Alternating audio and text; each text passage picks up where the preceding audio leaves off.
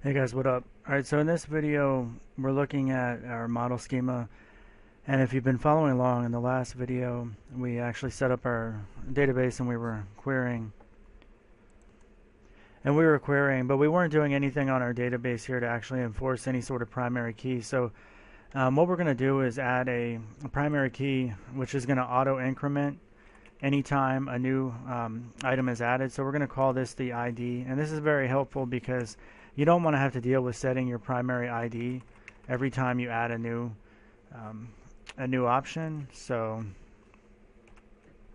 or add a new record to your database, you don't want to have to set a primary key. That just sucks. So anyway, we're going to set this as an integer, and then we're going to put down here auto increment true, and then primary key is also true. So now we'll be able to query. So basically every entry is going to have an ID, and we'll go ahead and test this out. Right now, if you look at the database table, looks like, yeah, I don't even have my table yet. So when I restart my app, it's going to go ahead and create the table because of this SQLized sync. It's going to add one record, and it's also going to query that record that it just adds. And let's go ahead and do that. So I start the app, and you can see that it actually queried and found, so it added the record, found the record.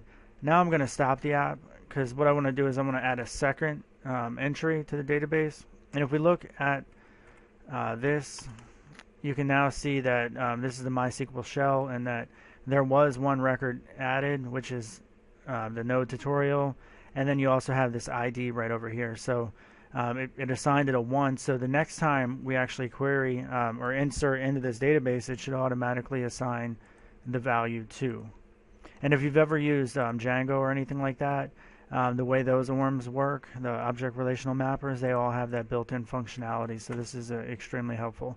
So let's go ahead and run through this again, and once again it's going to create a second record. So when we go ahead and query that, you can see that there's now a second record in the database, and it has an ID of 2, so it's auto incremented. Alright guys, thanks for watching. Please subscribe. Bye.